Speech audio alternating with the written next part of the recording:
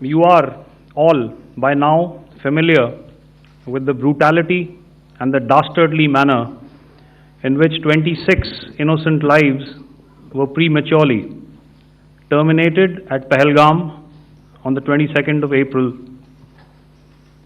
When you combine those horrific scenes and the pain of the families that the nation witnessed with numerous other recent terrorist strikes on our armed forces and defenseless civilians, we knew that the time had arrived to make yet another compelling statement of our resolve as a nation.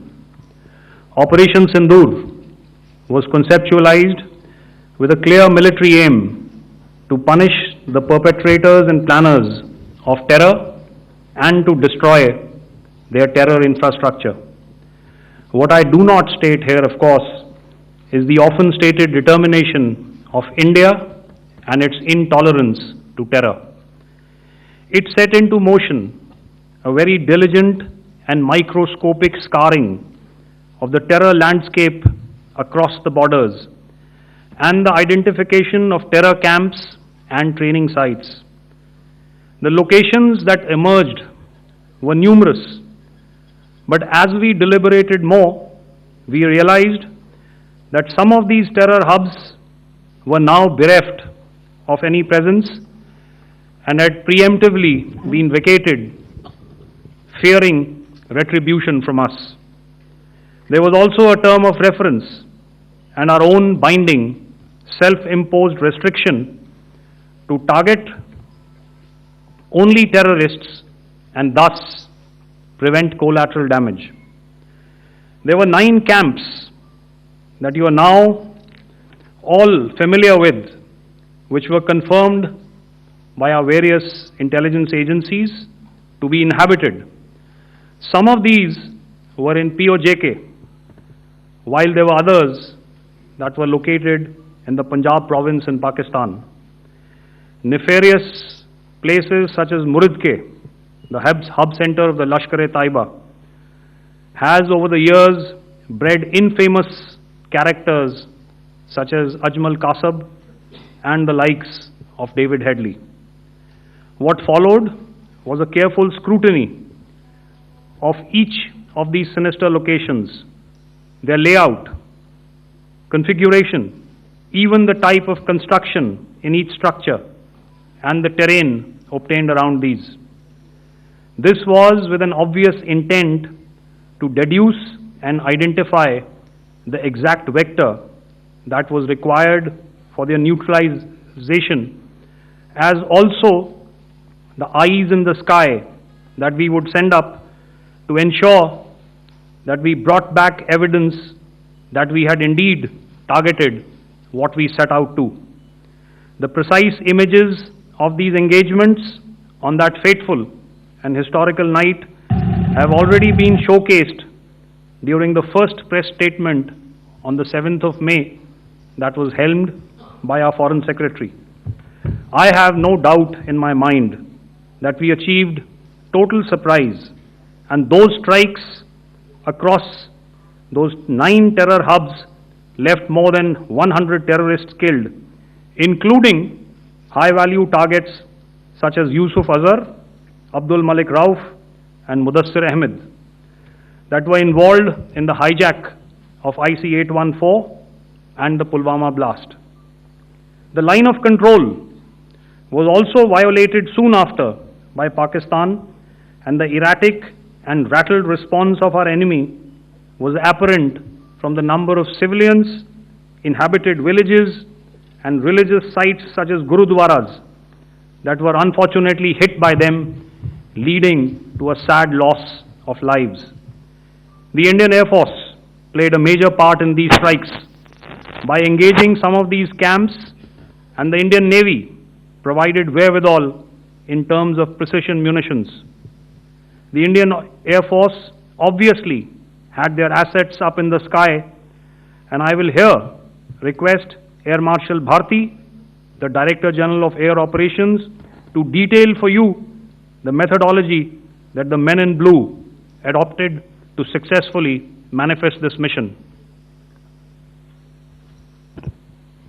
Thank you, Rajiv. A very good evening, ladies and gentlemen. It indeed is a difficult time that we have to come here like this and brief you.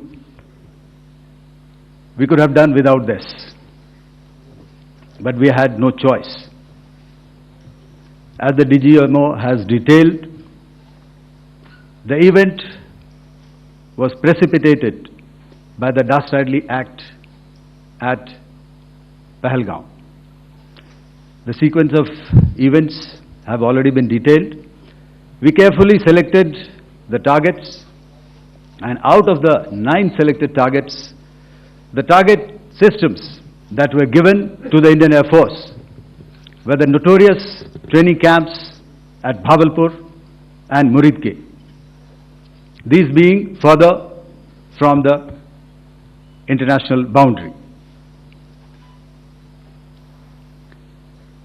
Through critical target system analysis, we analyzed what was to be done to annihilate these targets and plan to engage these targets with precision air-to-surface guided munitions so as to avoid collateral damage.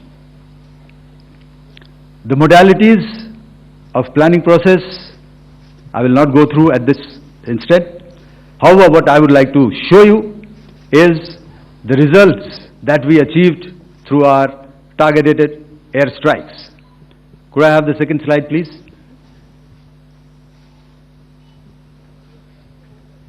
Yeah, change, please.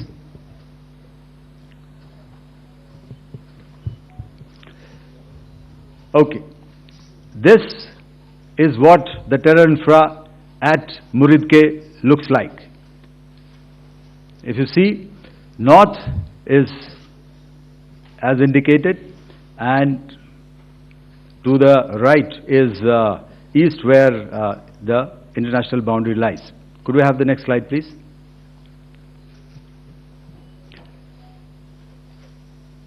Orientating. Just go back to one slide. Okay. Please have a look at this red building, the series of buildings out here, and this empty ground. Next.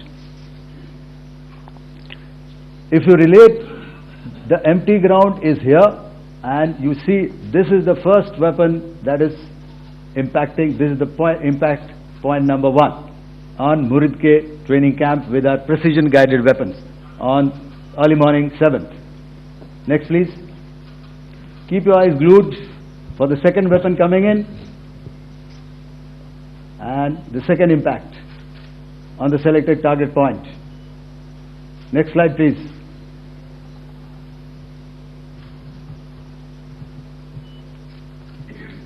Third weapon, third impact.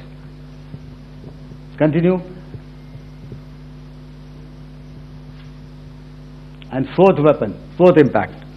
So through these targeted and precision targeting, we addressed the target at Muridke, which was the terrain infrastructure. Can you hear me? All right. Okay, I'll come closer to the mic. Now we go to the next target, which is the Bhavalpur training camp. Next slide, please.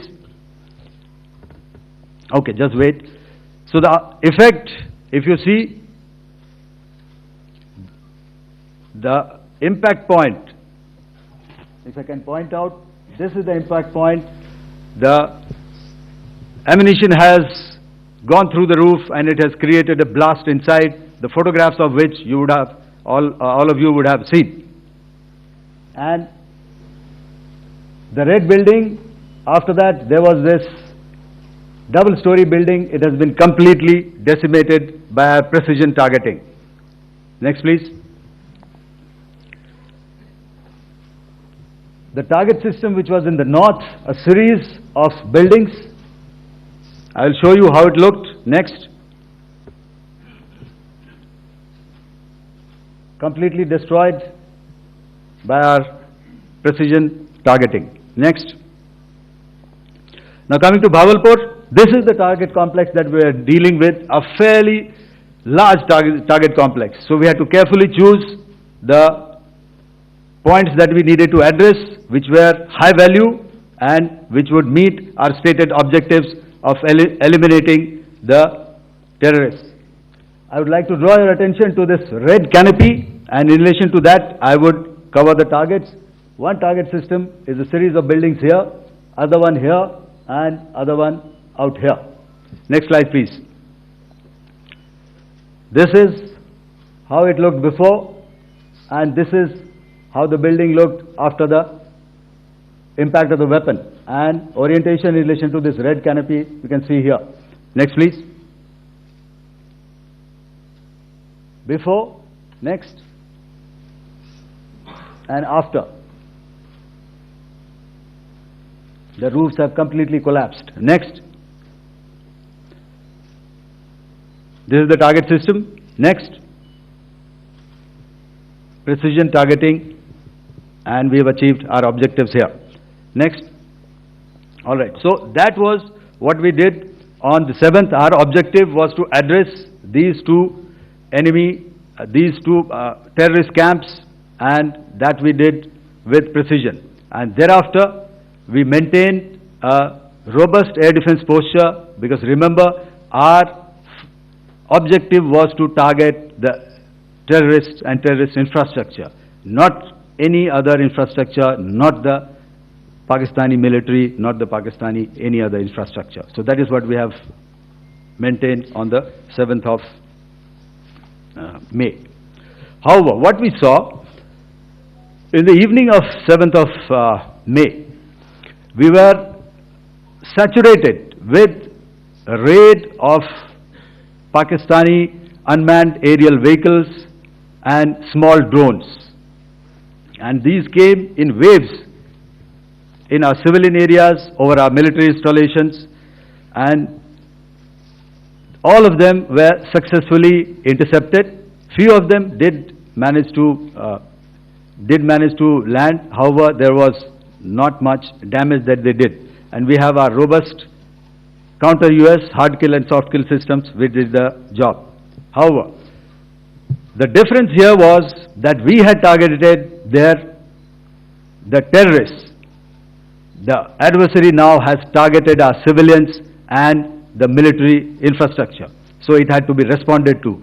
So in a quick and calibrated response, that very night, we struck their radar installations at Lahore and close to Gujranwala, the LYT installation, to indicate to him that we are ready, yet we do not want to escalate. Our fight was with the terrorists and not with the Pakistani military establishment. Thank you. Thank you, Air Marshal Bharti. So, ladies and gentlemen, he's outlined operations not only on the night of 6th and 7th of May, when Operation Sindoor commenced, but also on the subsequent night. Being well aware and familiar with the congenital and impulsive nature of our adversary, and even though we did attempt to reach out and communicate our compulsions to strike at the heart of terror to my counterpart in the immediate wake of Operation Sindoor, the request was brusquely turned down, with an intimation that a severe response was inevitable and in the offing. We were of course prepared. Operations on the 7th and the 8th, Air Marshal Bharti spoken about. On the night of 8th and 9th of May, they flew drones and aircrafts into our airspace all across the borders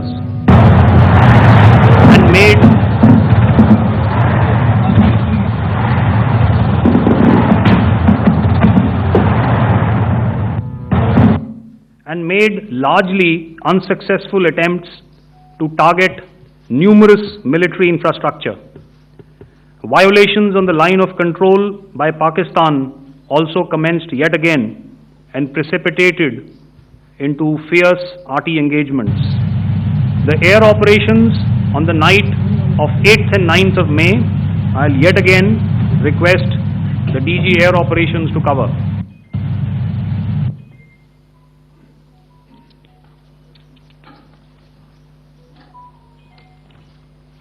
So I just covered what happened on the night of 7th and 8th.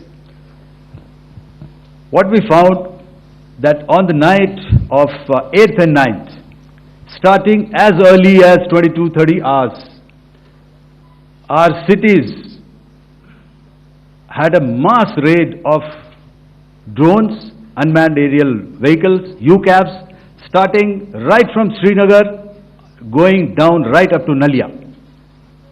It was a mass raid in waves, and it was relentless.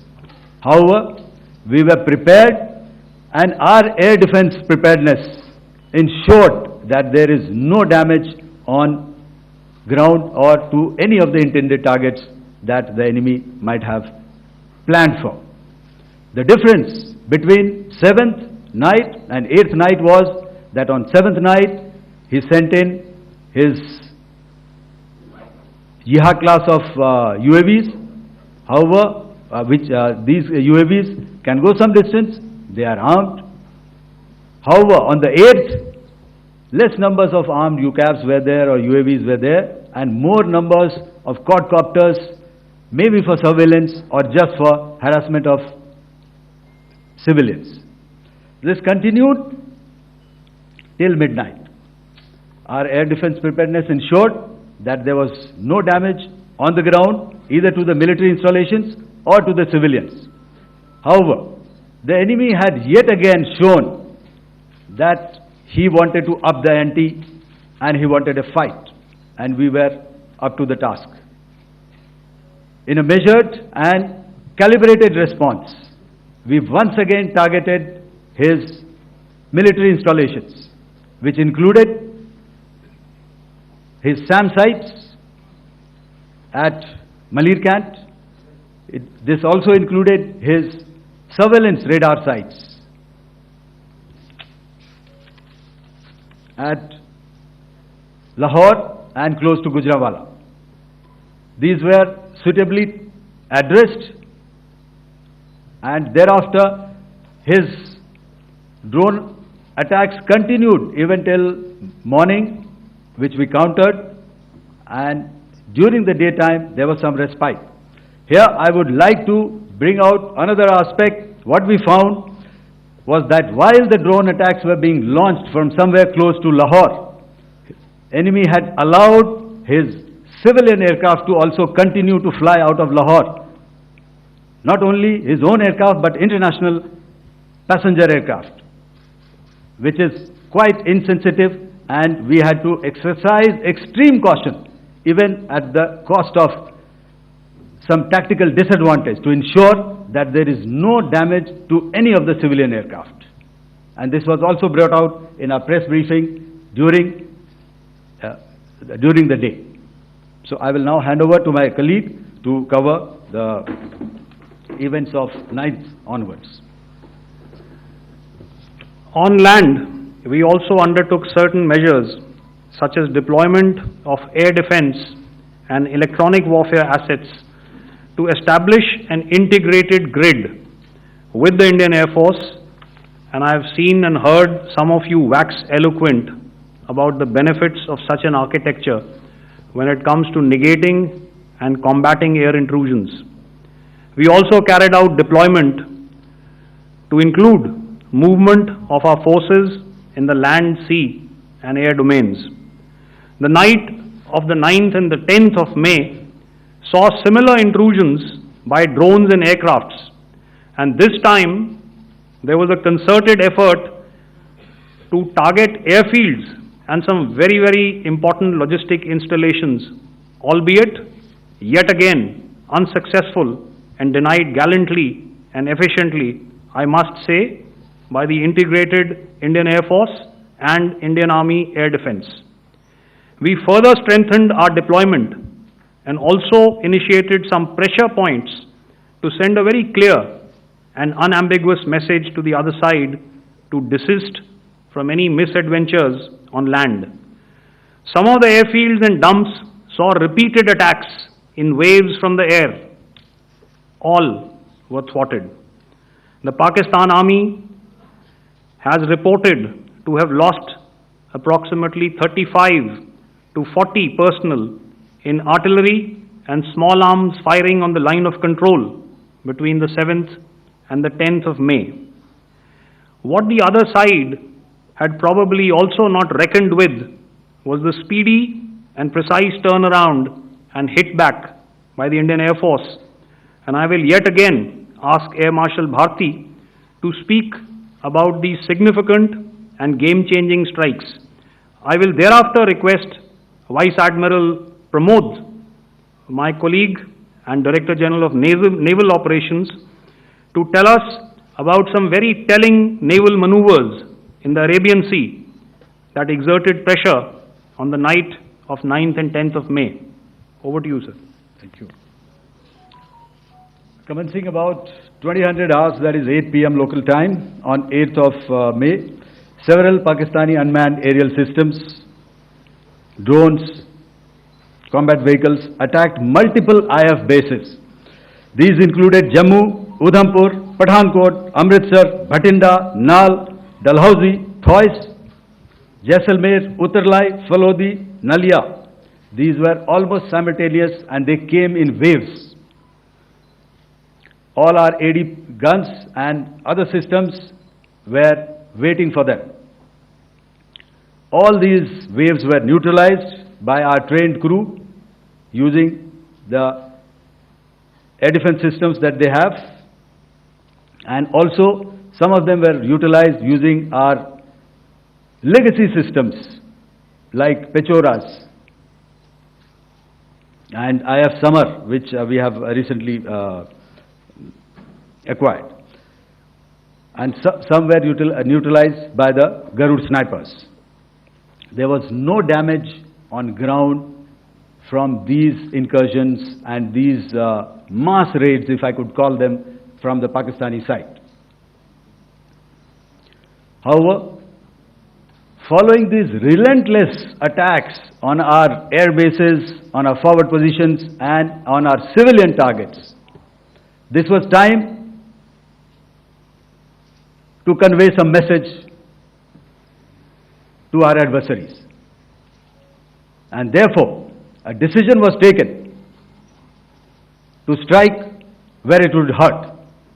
And towards that, in a swift, coordinated, calibrated attack, we struck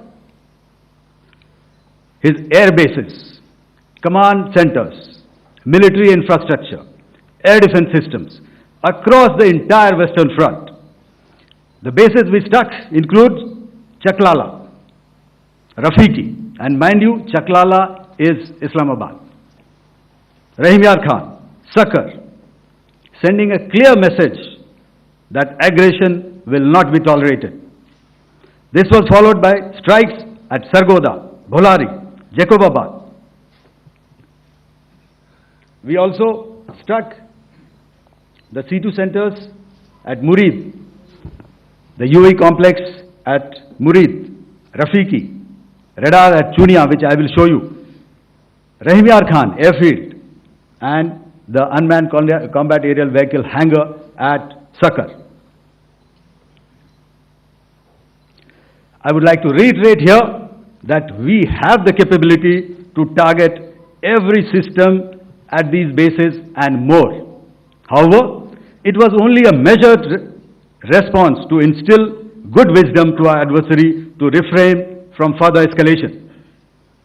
IF response was directed only at military installations, avoiding civilian and collateral damage. I would now like to show you some of the effects that have been achieved as a result of our air operation.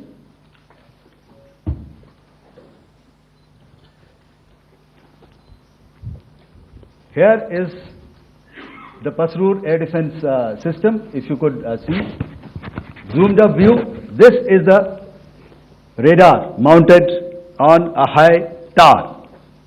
And after the strike,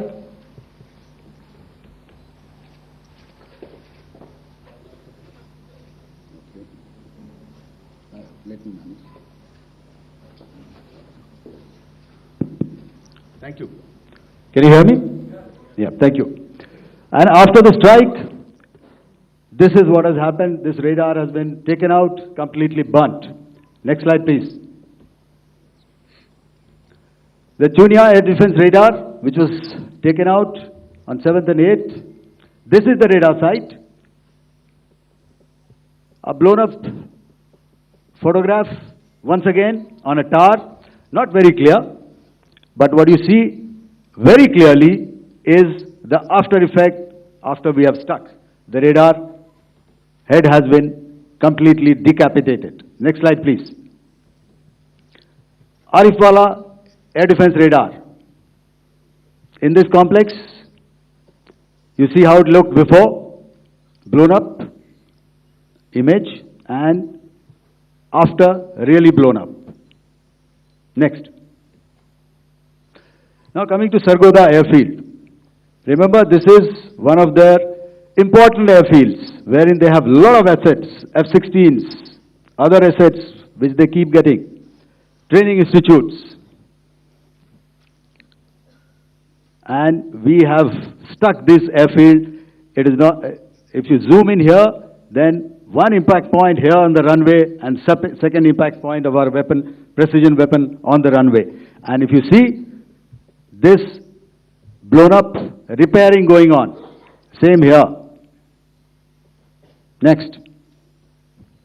Raimiar Khan. This is the area we have stuck. A deep strike out here and one complex here. So this is how it looked before, and same, you see a big crater, another crater here, and this complex, after strike, neutralized. Next. Chaklala Airfield, Noor Khan, once again a major air base, a lot of their logistic assets out here.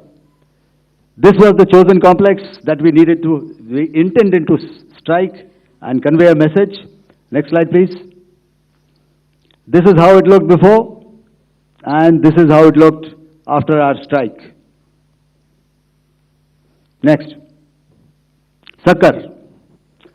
We chose the radar site at Sakar. This is the radar site, and after it was struck, this is the aftermath, completely burnt out. Next, please. Aircraft shelter. This is how it looked before the strike, and this is how it looked after the strike.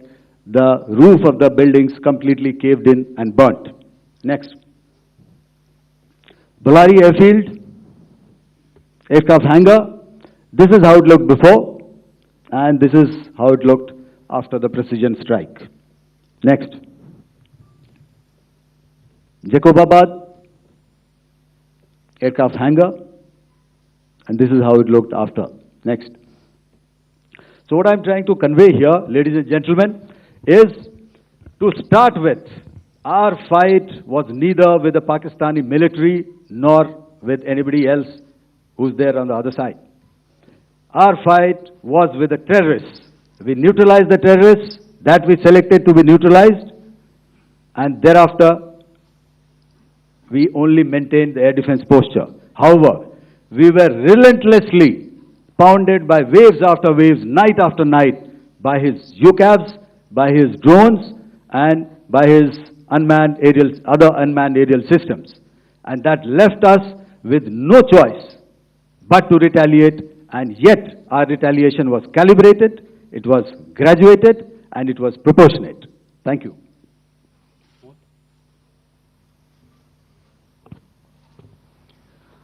Good evening, ladies and gentlemen.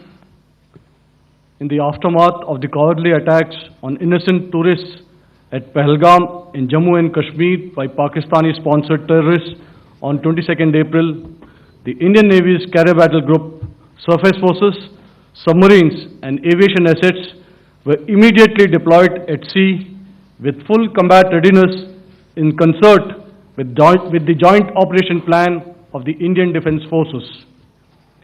You may be aware that we tested and refined tactics and procedures at sea during multiple weapon firings in the Arabian Sea within 96 hours of the terrorist attack.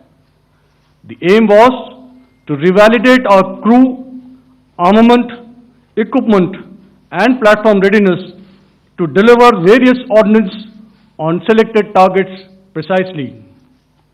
Thereafter, our forces remained forward deployed in the Northern Arabian Sea in a dissuasive and deterrent posture with full readiness and capacity to strike select targets at sea and on land, including Karachi at time of our choosing.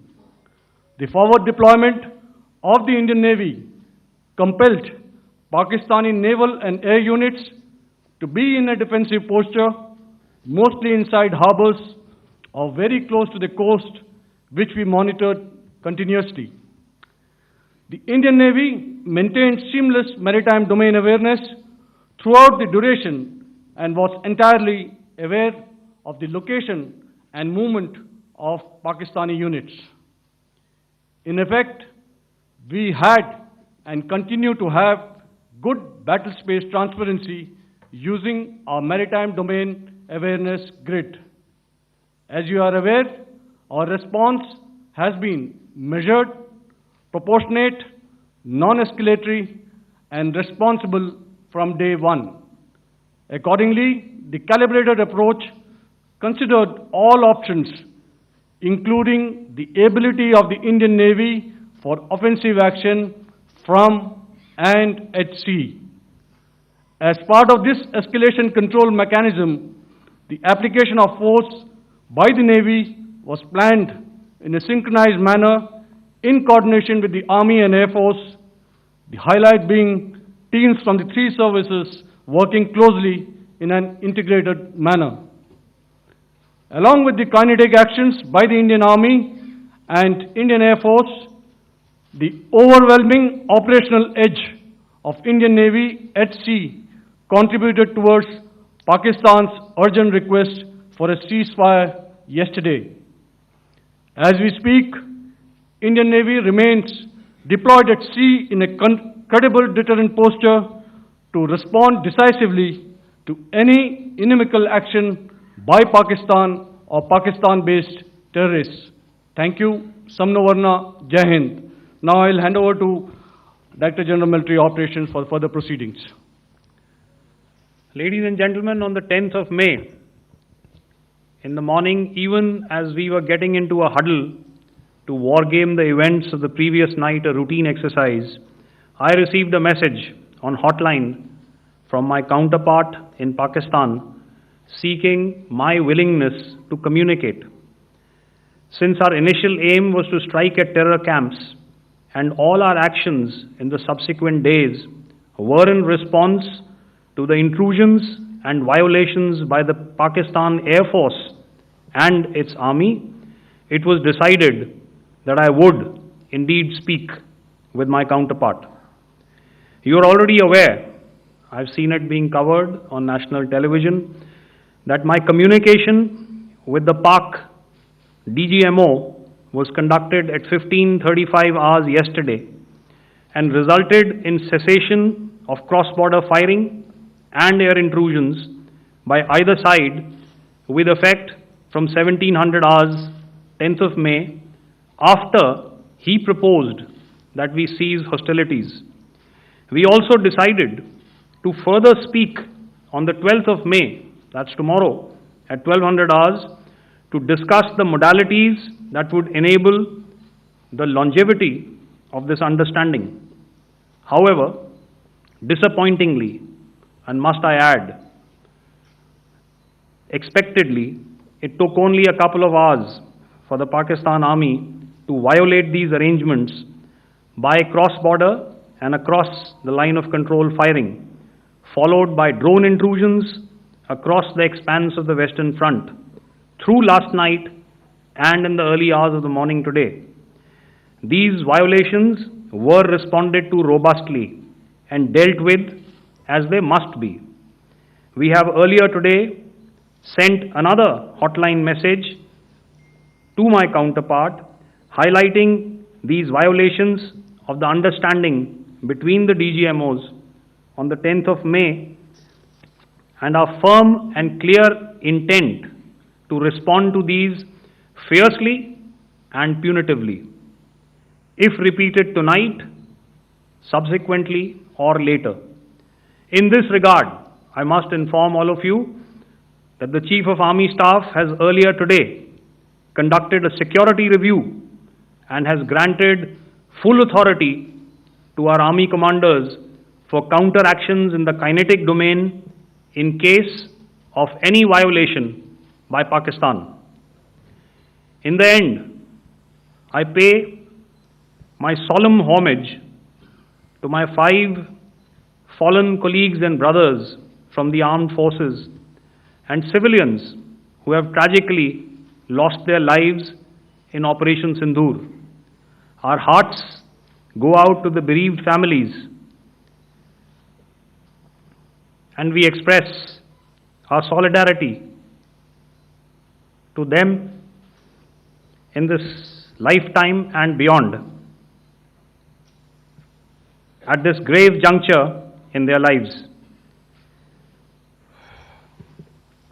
Their sacrifices shall always be remembered and spoken of in glowing terms by a grateful nation.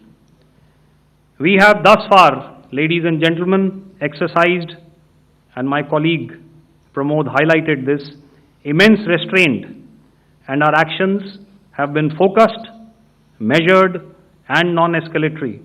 However, any threat to the sovereignty, territorial integrity, and safety of our citizens will be met with decisive force.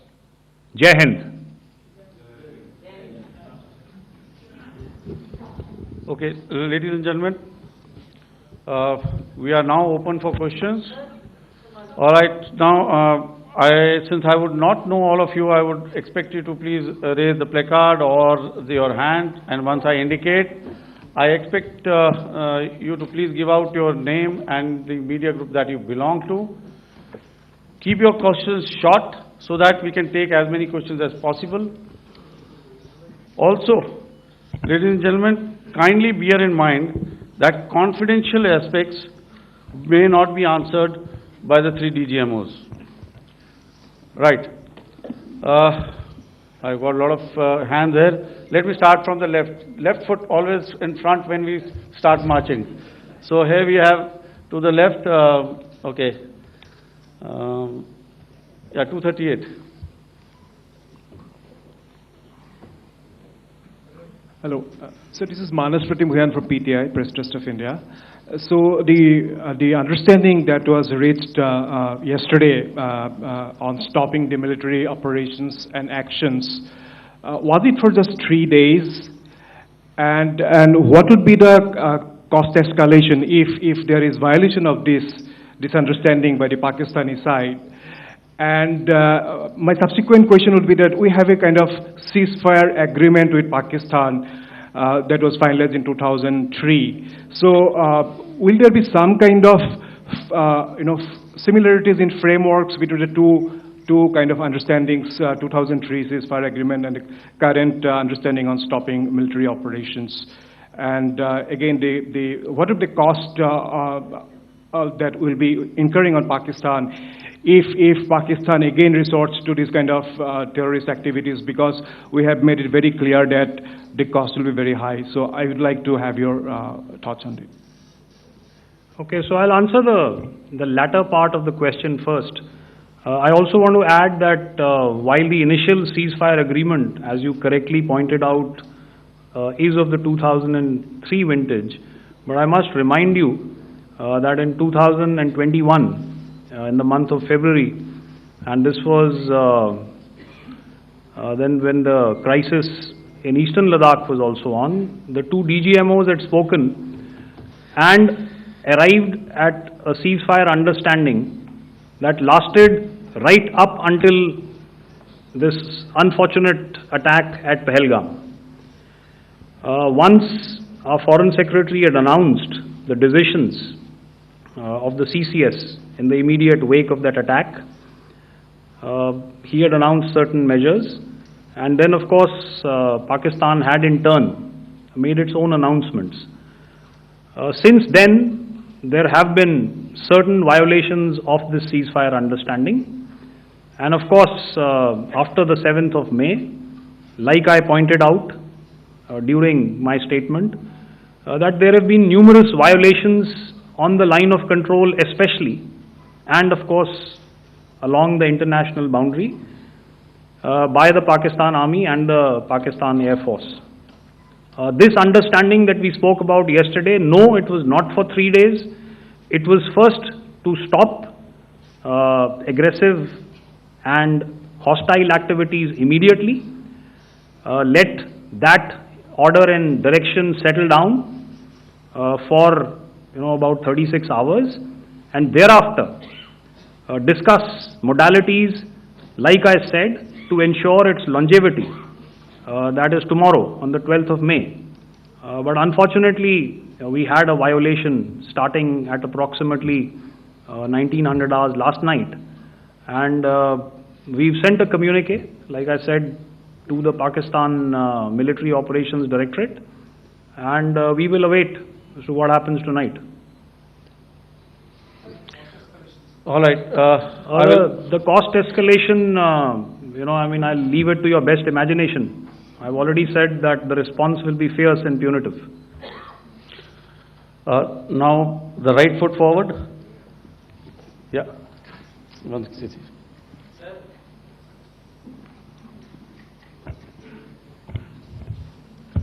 Sir, I am Ajit Dubey from A.N., sir.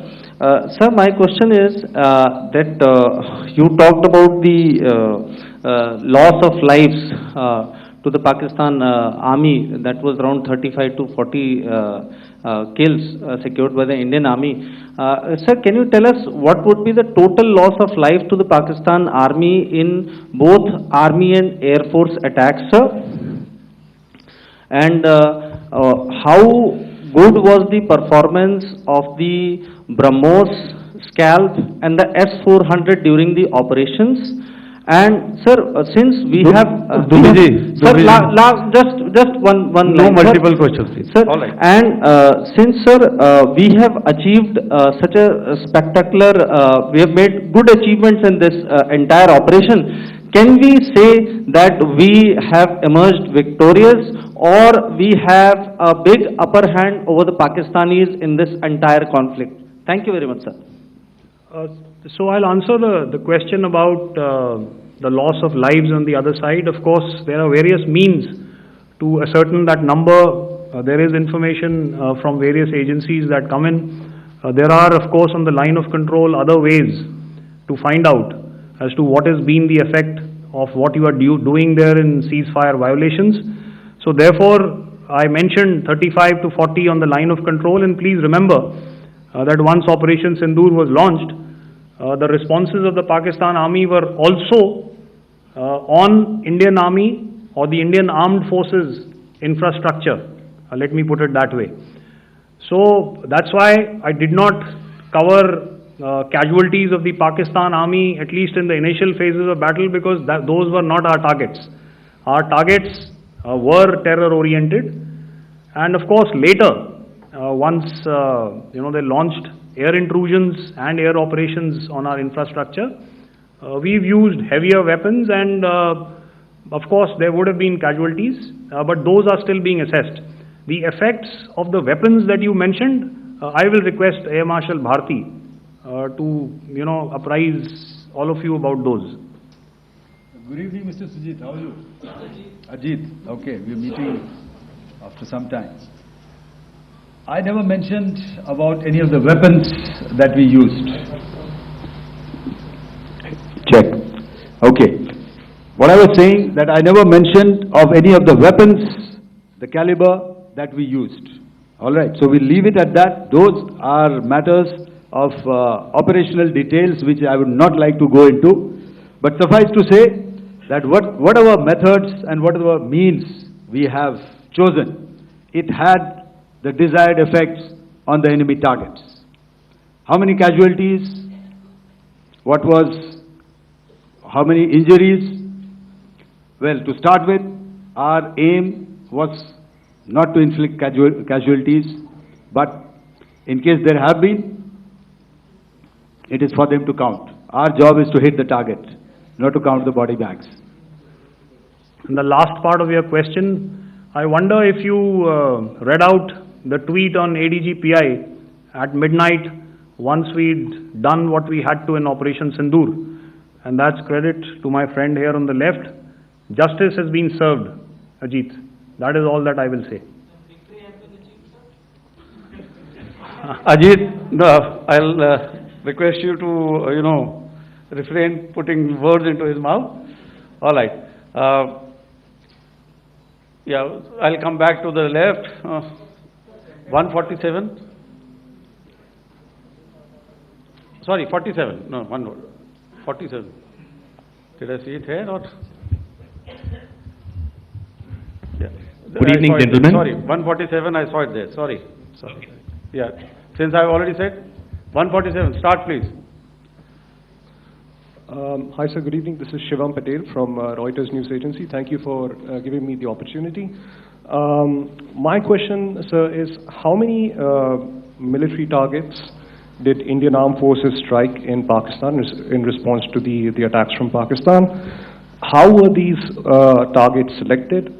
And how many troop casualties have been there in total on both sides, if you can give details? Thank you. I'm sorry, where are you? I haven't spotted his... He's to the right. Okay. Can you just repeat that for me, please? Sure, sir. So my name is Shivam Patel. I'm from Reuters News Agency. My question is, how many military targets in total did the Indian Armed Forces strike in Pakistan in response to the attack from Pakistan? How were these targets selected? And how many troop casualties have been there on both sides, if you can? So you're speaking of the targets that I mentioned in the wake of the attack at Pahalgam, right? Military targets, after response. Yeah, I think it's amply clear to everybody here that the Pakistan army has not crossed the international boundary, neither in the plain sector nor on the line of control. So the intrusions have been in the air. There have been certain attempts on the line of control when ceasefire violations have been on to try and infiltrate and carry out and perpetrate activities that we are all very well familiar with. Whether these are by terrorists or by the Pakistan army or its special forces and commandos is difficult to say, but each of these have been effectively thwarted. So therefore, as far as engagements of military targets on the other side is concerned, I thought Air Marshal Bharti covered those very well and in detail, and he also mentioned as to how they went about targeting those. I think those images were very clear and very, very graphic in telling us as to what we needed to hit. And you'll remember right at the outset I said that we even went into what was the construction in each of these locations and therefore decided on the vector that had to be utilized. Please. Okay, if I could add to what the DGMO has said, I have already detailed the targets. Now, whether it is X numbers or Y numbers that is immaterial. And what damage have we inflicted? You have seen. What are the casualties on the other side? As I said, that is for them to count. As far as we are concerned, from the air defense side, if they had a choice, they would have definitely come in. They are fighters, there are more numbers of UCAVs. It is not that they did not intend to come in. It is only that our robust AD posture prevented them from coming in. So that must be known, and that must be realized by all the audience here. Yeah, I'll come to the left now, 24.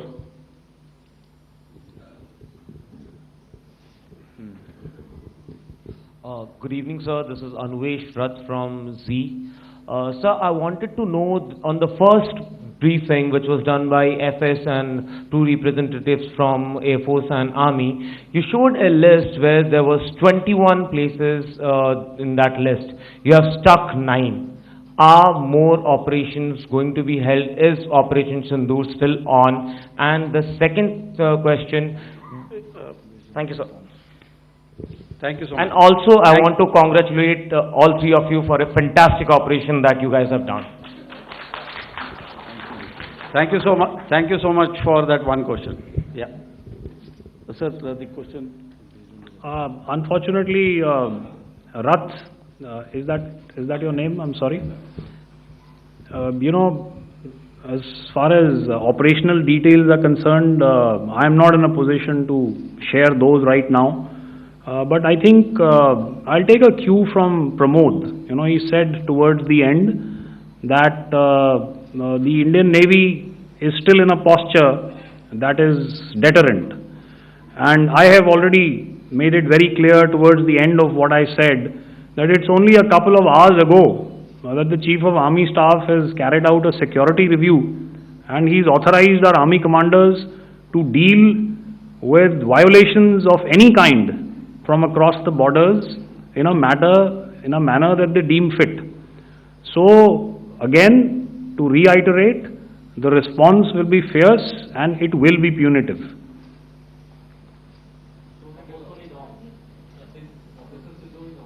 Yes. 163. I'll go back this side now. Yeah, 255. She said middle wale kya karenge, so 255. Oh, sorry. Good evening, sir. I'm Shailesh from National Defense. Please allow me, first of all, to pay my gratitude for protecting us Indians. Thank you very much. Sir, since the enemy has been talking about taking down our aerial platforms, it would be deemed fit in case we can reveal that we have taken down their fighter jets. What could be the number? Though you said that they may be not good to reveal the platforms, but since this has come from various quarters in Pakistan, so I believe that we need to answer, in case if you can, sir, if you may allow.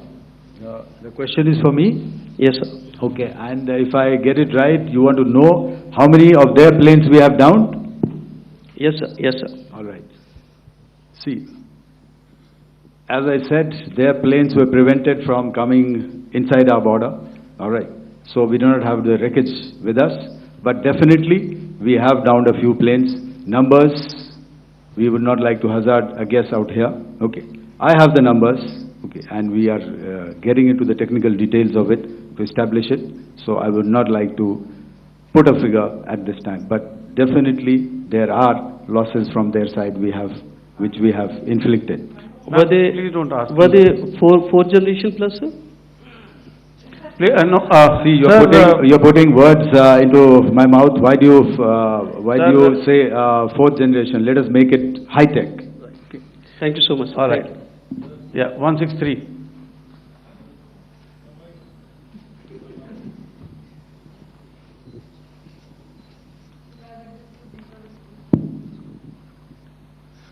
Sir, मैं मंजीत नेगी हूँ आज तक से। मेरा सवाल ये है कि इस पूरे ऑपरेशन में जो आतंकी ठिकानों को निशाना बनाया गया, क्या नंबर्स कुछ बता सकते हैं कितने आतंकी मारे गए? कुछ नाम सरकार, मतलब कुछ नाम मीडिया में आए भी हैं जो बड़े उसके मास्टरमाइंड थे।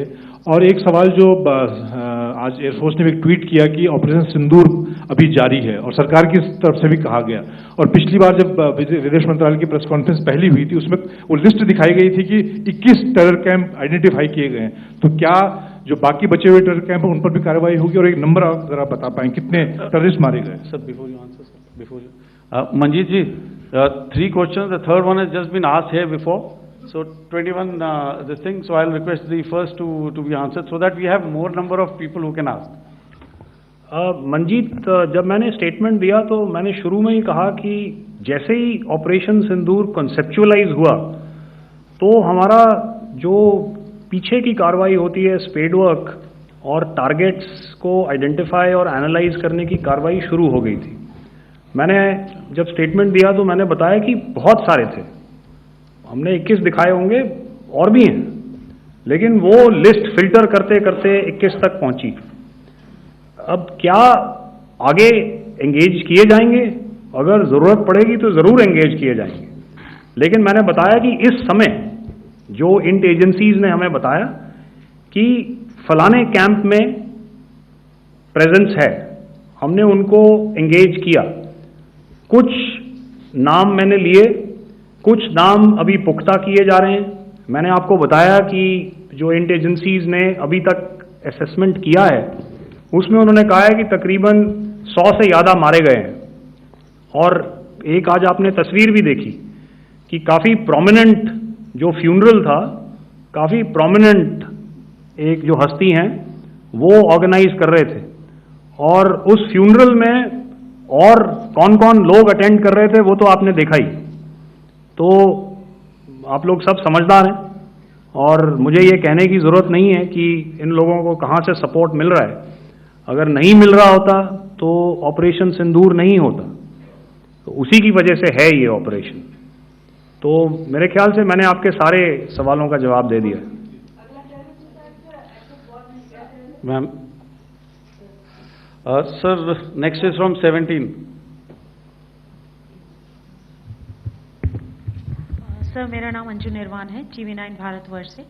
सर, मेरा सवाल ये है कि ऑपरेशन सिंदूर में हमारी जो इंडियन नेवी है उसके बारे में सर थोड़ा सा बताएं कि किस तरह की उसकी भूमिका रही, क्योंकि हमने इस दौरान सर देखा कि बहुत सारी स्पेकुलेशन भी रही और ये बोला गया कि कराची तक हमारी नेवी ने ऑपरेशन किया है।